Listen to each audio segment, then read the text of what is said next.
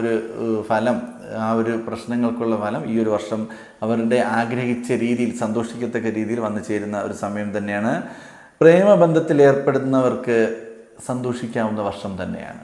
പ്രേമിക്കുന്നവർക്ക് അവരുടെ പ്രേമം സഫലമാകാനും അത് വിവാഹത്തിൽ എത്തിച്ചേരുവാനും സന്തോഷകരമായ കുടുംബജീവിതം നയിക്കുവാനും സാധിക്കുന്ന ഒരു വർഷം തന്നെയായിരിക്കും. സന്താന ഗുണം കാണുന്നൊരു വർഷം തന്നെയാണ്. സന്താനങ്ങളെ കൊണ്ടുള്ള സന്തോഷം, സന്താനമില്ലാത്തവർക്ക് സന്താനം ലഭിക്കാനുള്ള സാധ്യത, അല്ലെങ്കിൽ സന്താനങ്ങളെ കൊണ്ടുള്ള അവരുടെ കഴിവിൽ അംഗീകാരങ്ങളുണ്ടാകുക, ഇതിനെല്ലാം സാധ്യത 2025 കാണുന്നുണ്ട്.